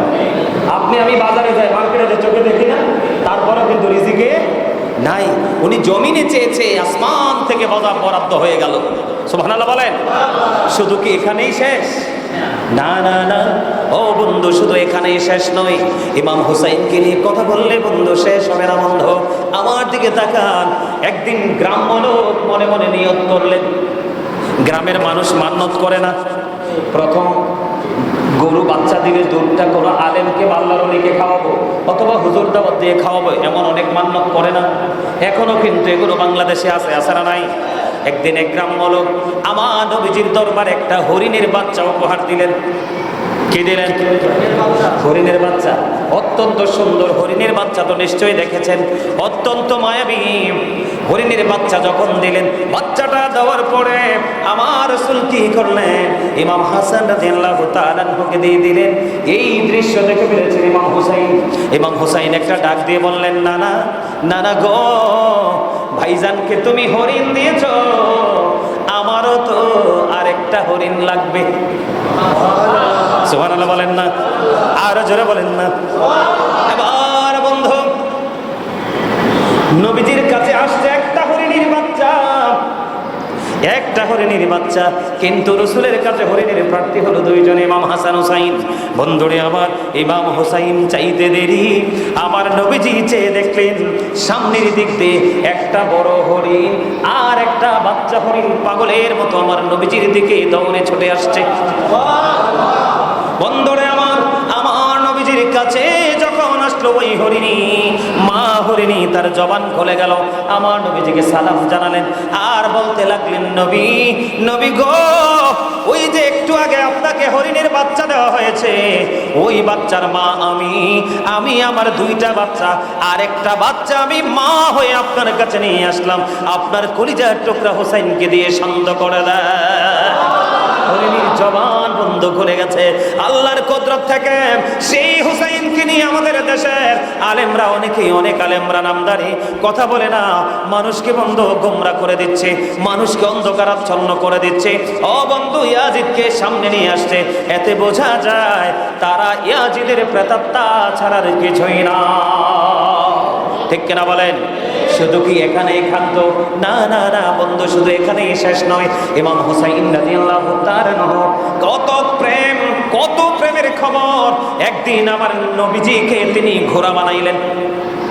কি বানাইলেন? সুবহানাল্লাহ বলেন না আরো জোরে।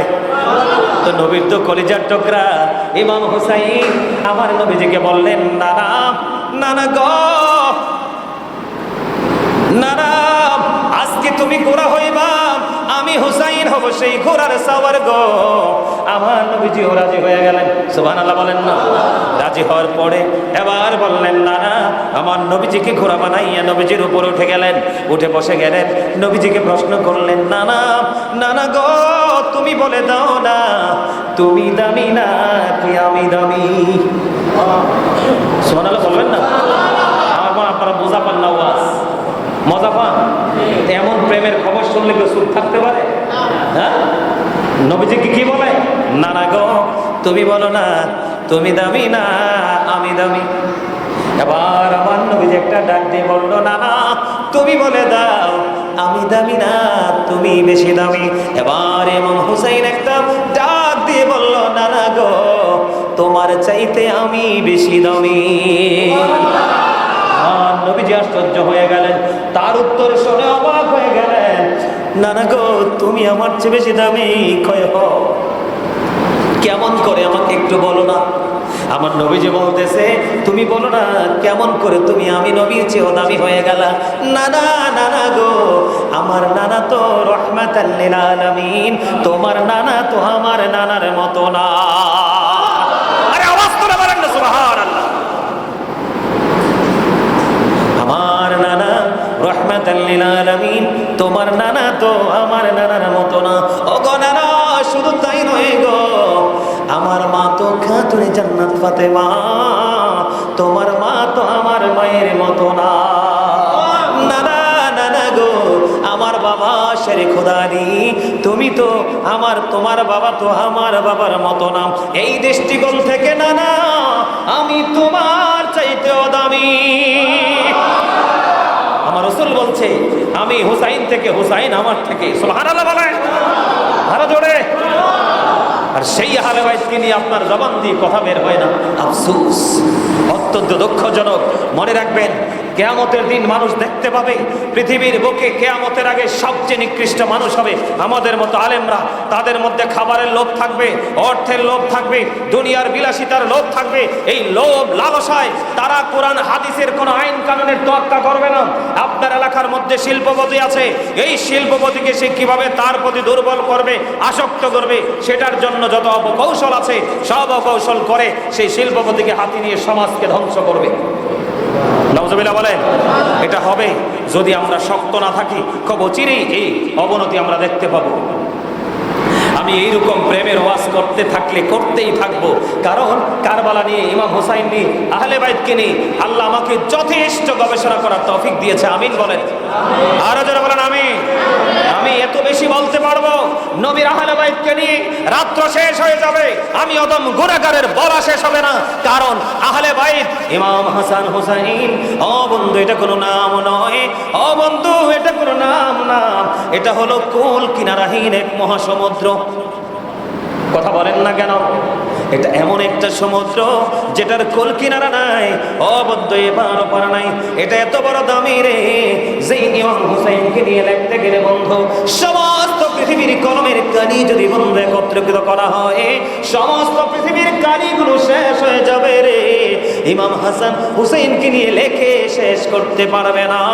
ওই গোটা পৃথিবীর, ও বন্ধু, গোটা পৃথিবীর সমস্ত গাছগুলো কেটে যদি তুমি কলম বানাও, এই গোটা পৃথিবীর বন্ধু সমস্ত গাছগুলো, সমস্ত বৃক্ষগুলো কেটে যদি তুমি কলম বানাও রে, সমস্ত গাছ একটা সময় শেষ হয়ে যাবে। কলম বানানোর মতো গাছ তুমি খুঁজে পাবে না ও বন্ধু। কিন্তু ইমাম হুসাইনকে নিয়ে লেখে শেষ করা যাবে না। দুনিয়ার কলম শেষ হয়ে যাবে ও বন্ধু। সমস্ত পৃথিবীর পানিগুলো, জলাশয়গুলোকে যদি তুমি কলমের কালি বানাও, কালি বানাইয়া ওই কালি যদি কলমে ঢুকায়া লিখতে থাকো গো, তোমার কালি, তোমার পানি শুকিয়ে যাবে, ইমাম হুসাইনের লেখা বন্ধু শেষ হবে না। জোরে জোরে বলেন না একবার সুবহানাল্লাহ। এই জন্য বলি কতলে হুসাইন আসল মে মর গয়া জিদ হে, ইসলাম জিন্দা হোতা হে হাত কারবালা কি বাত। জোরে করেন না একবার আল্লাহু আকবার। আরো জোরে বলেন না একবার আল্লাহু আকবার। ইমাম হুসাইনকে ভালোবাসতে রাজি আছেননি? আর জোরে বলেন সবাই রাজি আছেননি? আমি কি আরেকটু আলোচনা করবো না শেষ করে দিব? আরেকটু শুনতে চান? কে কে শুনতে চান হাত তোলেন সবাই। মাশাআল্লাহ, হাত নামান। এই জন্য দুরুদ জিকির আগে সব শেষ করে ফেলছি, যেন ওয়াজের মাঝখানে দুরুদ আর জিকির করতে না হয়, ধারাবাহিকতা যেন ঠিক থাকে। হাফেজ সাহেব, ওয়াজ কি সালামুনা শেষ করে দেবো? চলতো? আলহামদুলিল্লাহ বলেন, আরো জোরে বলেন। বিশ্বাস করেন আমি খুব ক্লান্ত শরীর নিয়ে আসছি। আসার সময় ইকরাম ভাইয়ের সাথে আসছি, আপনার ওই দিক দিয়ে আসছি তো টুপিটা পর্যন্ত খুলে ফেলছি, মাথা ব্যথা করে। কিন্তু বিশ্বাস করেন আমার মাথা ব্যথা ক্লান্তি কিচ্ছু নাই, সব কোথায় যেন হারিয়ে গেছে। আর সুবহানাল্লাহ বলেন না, আমিন বলেন না, একবার আমিন বলেন। আরো জোরে, আরে আরো জোরে, আরো জোরে, মারহাবা, আরো জোরে। বন্ধু ইমাম হুসাইন রাদিয়াল্লাহু তাআলা আনহুকে আমার নবীজি ও বন্ধু কেন বললেন আমাদের জন্য বন্ধু প্রিয়, আমাদের না জান্নাতে লিডার। ঈদের আগে ইমাম হাসান হুসাইন মায়ের কাছে বন্ধু জামা চাইছে। আপনারা তো জানেন ইমাম হাসান হুসাইনের মা বাবা ছিলেন গরিব। কথা বলে না কেন? দুনিয়ার দৃষ্টিকোণ থেকে বন্ধু ছিলেন গরিব, কিন্তু গরিব হলেও তাদের জীবন ছিল আল্লাহর রহমতে ভরপুর, ও বন্ধু নিয়ামতে ভরপুর। আমি ছোট্ট করে আপনাকে একটা এক্সাম্পল দেই, মনে হয়েছে বন্ধু চমৎকার একটা ঘটনা। ও বন্ধু, আলী একদিন কাজে গেলেন, কোন কাজের সন্ধান পেলেন না, ঘরে ফিরলেন শূন্য। কিন্তু সন্তান তো দুইটা আছে, এদেরকে তো খাবার দিতে হবে। মা ফাতেমার অত্যন্ত সুন্দর একটা চাদর ছিল। এবার হযরতে আলীকে ডাক দিয়ে বললেন, স্বামী গো, আপনি কোনো কাজ করতে পারেননি, কোনো কাজ পাননি, কোনো সমস্যা নেই গো স্বামী, আমার একটা চাদর আছে, ওই চাদরটাকে আপনি বন্ধক বা বিক্রি করে আপনি এটা দিয়ে যা বলেন তা নিয়ে আপনি খাবারের ব্যবস্থা করবেন। মা ফাতেমা যখন বন্ধু প্রস্তাব করলেন, হযরতে আলীও রাজি হয়ে গেল। বন্ধু একজন ইহুদির কাছে তিনি এটা বিক্রি করে দিলেন। কি করে দিলেন? একজন ইহুদির কাছে বন্ধু বিক্রি করে দিলেন। কিছু দিরহাম নিয়ে তিনি খাবারের ব্যবস্থা করলেন। ইহুদি নিয়ে গেলেন ওই সুন্দর চাদরখানা বন্ধু নিয়ে ইহুদির ঘরের মধ্যে রেখে দিলেন। রাত যখন গভীর হয়ে গেল, এই ঘরের মধ্যে কোনো প্রদীপ নাই, কোনো বাতি নেই, কোনো আলো নাই। হঠাৎ করে দেখতে পাইলেন ইহুদি এবং তার পরিবারের লোকেরা দেখতে পাইলেন ওই চাদর যেই ঘরে, ওই ঘর থেকে বন্ধু এত নূর চমকাচ্ছে, এত নূর ঝলমল ঝলমল করছে। বন্ধুরে আমার মনে হয় যেন অনেক পাওয়ারফুল আলো এখানে দেওয়া। কোথা থেকে তুমি এটা খরিদ করে নিয়ে এসেছো গো স্বামী? এবার ওই ইহুদি ডেকে ডেকে বলেন, বিবি রে, এটা সাধারণ কোনো মানুষ থেকে আনি নাই, ওই যে রাসূল মুসলমানদের যে নবীর যে কলিজার টুকরা ফাতেমার স্বামী আলীর কাছ থেকে নিয়ে এসেছি বন্ধু। এই কথা বলার পরে ইহুদির বিবি বললেন, না না না, যার চাদর এত নুরানি, যার চাদর অন্ধকার ঘরকে আলোকিত করতে পারে রে, না জানি সে আরো কত আলোকিত। জোরে জোরে কন্যা সুবহানাল্লাহ। এই চাদর আমি রাখবো না, আমার ঘরের যোগ্য না, জলদি করে চলো গো স্বামী, এই চাদর আমরা ফেরত দিয়ে আসবো। বন্ধু, শুধু এই চাদর ফেরত দেয়নি ইহুদিরা বন্ধু, এই মা ফাতেমার নূরের ঝলক, এই চাদরের ঝলক দেখে ইহুদিরা পর্যন্ত ইসলাম ধর্ম গ্রহণ করেছে। আওয়াজ তোলে তোলে বলেন না সুবহানাল্লাহ, আরো জোরে বলেন না সুবহানাল্লাহ। এই জন্য রাসূল বলেছেন, একমাত্র নবীজি ঘোষণা করে গেছেন, একমাত্র একটা দল হবে জান্নাতি, ওই দলটা হবে আহলুস সুন্নাত ওয়াল জামাত। আহলে সুন্নাত ওয়াল জামাত এগুলোকে বিশ্বাস করে, এগুলোকে ধারণ করে করে বন্ধু, বছরের পর বছর যখন আসে শাহাদায়ে কারবালার মাহফিল করায়, ঠিক কিনা বলেন? আরো জোরে বলেন। গতকালকে যে মাহফিলে গিয়েছি, ওই যে আমার সঙ্গে একজন আছে সফর সঙ্গী ইকরাম ভাই, জিজ্ঞেস করেন এমন ঘরের মধ্যে নিয়ে বসাইছে, বিশ্বাস করেন যেই ঘরের মধ্যে কোনো মানুষ বসবাস করতে পারে না, দরজা নাই ভালো একটা, জানালা নাই ভালো একটা বন্ধু, দেয়ালের মধ্যে কোনো ভেন্টিলেটরও নাই। আমি যখন রুমের মধ্যে ঢুকলাম, আমার ঘরে আগুন লেগে দিল, আগুন লাগিয়ে গেল। উনি বারবার বলেছে, হুজুর তো এইভাবে বসে থাকলে ওয়াজ করতে পারবে না। আমি ওনাদেরকে বললাম, ধৈর্য ধরেন, আস্তে আস্তে ঠিক হয়ে যাবে রে। ও বন্ধু, ভালো খাবার নাই, ঘরের কোনো ভালো সুন্দর কোনো পরিবেশ নেই, ছোট্ট একটা রুম বন্ধু, গোডাউনের মতো। ও বন্ধু, আমি যখন এখান থেকে বের হয়ে গেলাম, প্রায় ঘন্টা দেড় ঘন্টা আমি ওখানে বসেছিলাম। ওখান থেকে বের হয়ে যখন আমি বন্ধু মাহফিলের প্যান্ডেলে গেলাম, প্যান্ডেলে যাওয়ার পরে যখন আমি লিফলেটটা হাতে নিলাম, চেয়ে দেখলাম এই বছরের মুহররমের মাহফিলটা 14তম মাহফিল। জোরে জোরে কন্যা বন্ধু সুবহানাল্লাহ। বন্ধু, ভালো করে ঘরে ঘুমাইতে পারে না, ভালো করে সুন্দর পোশাক পরতে পারে না, ভালো করে পরিবেশ নাই রে। যখন মুহররম আসে বলেছে, হুজুর আমাকে কিন্তু হাদিয়াও বেশি দিতে পারে নাই, আমি বিন্দু পরিমাণ কোনো দুঃখ বা কষ্ট পাই নাই।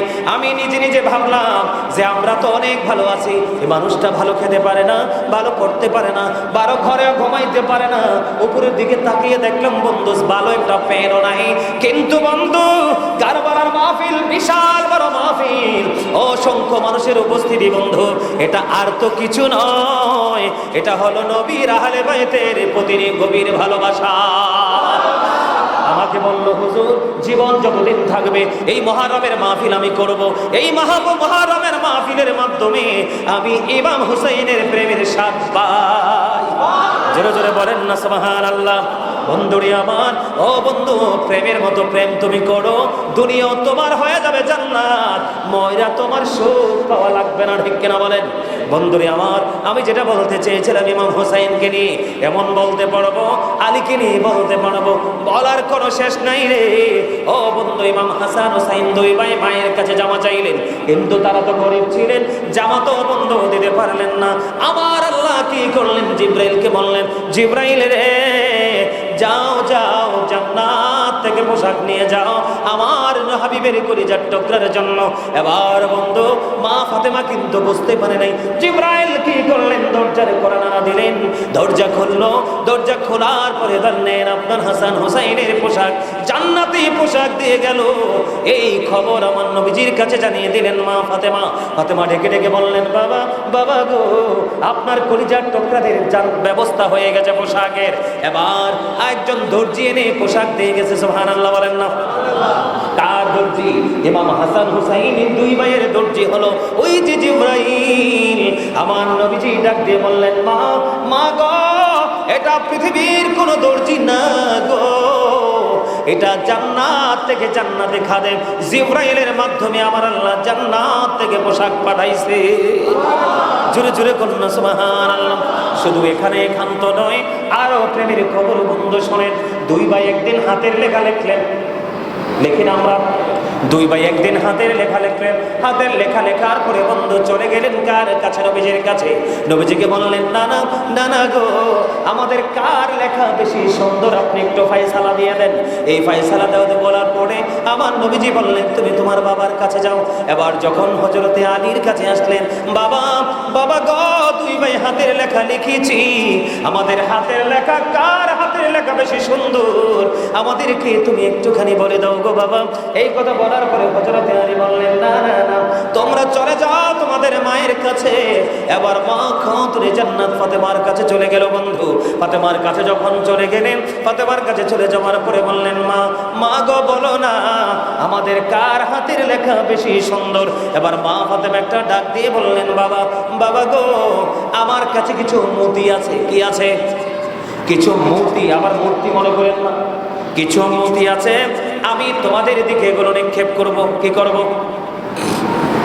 কথা বলে না। কয়টা? আমার কাছে 60টা মূর্তি আছে। কয়টা? আমার কাছে 60টা মতি আছে, আমি তোমাদের দিকে নিক্ষেপ করব। তোমরা যে বেশি কুড়াইতে পারবে তার হাতের লেখা বেশি সুন্দর বলে বিবেচিত হবে। কারণ হলো বন্ধু, তারা তো দুনিয়ার কোনো সন্তানের মতো না, তারা দুই ভাই জান্নাতের লিডার। এই জন্য বন্ধু মা ফাতেমা বললেন, বাবা গো, আমি মতিগুলো নিক্ষেপ করবো, তোমরা কুড়িয়ে নিবে। যে যত বেশি কুড়িয়ে নিতে পারবে তার হাতের লেখাটাই বেশি সুন্দর বলে গণ্য হবে। এই কথা বলার পরে বন্ধু তিনি কি করলেন, এবার একটা একটা করে বন্ধু মতি নিক্ষেপ করতে থাকলেন। একটার পর একটা মতি নিক্ষেপ করতেছে, একটার পর একটা মতি নিক্ষেপ করতেছে। এমনি করে করে 6টা মতি নিক্ষেপ করলো। দুই ভাই তিনটা তিনটা করে কুড়িয়ে নিল। আর আছে বন্ধু একটা। আর আছে কয়টা? আর আছে বন্ধু একটা মতি। এবার কি করলেন, মা খাতুনে জান্নাত ফাতেমা যখন মতিটা হাতে নিলেন, নিক্ষেপ করবে, কি করবে? দেখেন তাদের প্রতি আমার আল্লাহর ভালোবাসা, তাদের প্রতি আমার আল্লাহর মহব্বত কত।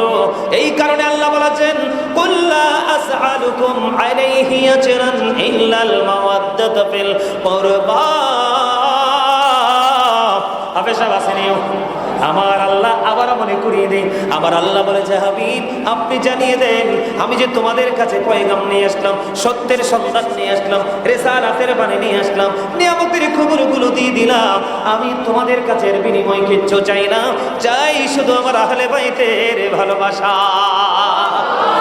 এবার বন্ধু তিনি কি করলেন, ধীরে ধীরে ধীরে ধীরে কি করলেন, মা খাতুনে জান্নাত ফাতেমা ওই একটা মতি যখন তিনি বন্ধু হাতে নিলেন, হাতে নেওয়ার পরে ও বন্ধু হাতে নেওয়ার পরে এবার কি করলেন, যখন তিনি নিক্ষেপ করবে আমার আল্লাহ জিবরাইলকে একটা ডাক দিলেন, জিবরাইল জলদি চলে যাও গো, ফাতেমার মতি তুমি দুইটা টুকরা করে দেবে। বন্ধু হাদিস শরীফের মধ্যে এসেছে, আপনারা কিছু মনে করবেন না, এইভাবে যখন মা খাতুনে জান্নাত যখন নিক্ষেপ করলেন, নিক্ষেপ করার সাথে সাথে ও বন্ধু জিবরাইল আলাইহিস সালাম কৌশলে এটাকে দুইটা টুকরা করে দিলেন। দুই ভাই বন্ধু দুই টুকরা নিয়ে নিল।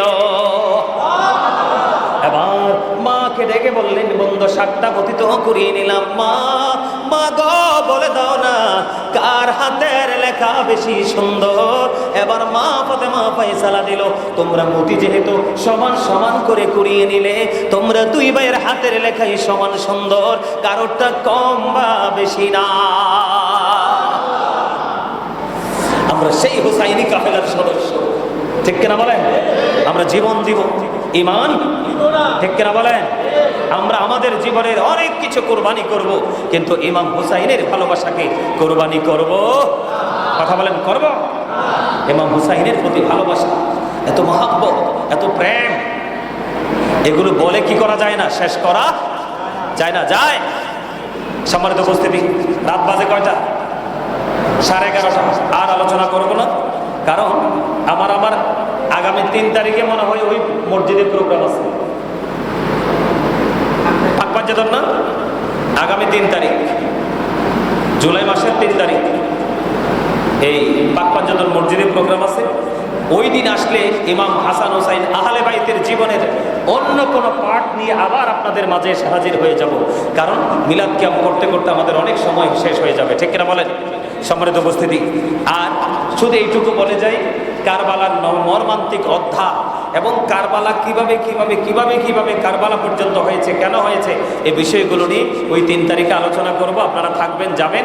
তবে এইটুকু আপনাদেরকে আমি বলে দিব যে ইমাম হুসাইন রাদিয়াল্লাহু তাআলা আনহু তিনি কিন্তু শাহাদাত বরণ করার পূর্বক্ষণেও তিনি কিন্তু নামাজ ছাড়ে নাই, তিনি নামাজ ছেড়ে দিয়েছে, কিন্তু আমরা নামাজ পড়ি না, ঠিক কিনা বলেন? আমরা কি নামাজ পড়ি? আমরা নামাজ পড়ি না। হ্যাঁ, এটা কেমন দিব, এখন দিব, শেষ করে দিব।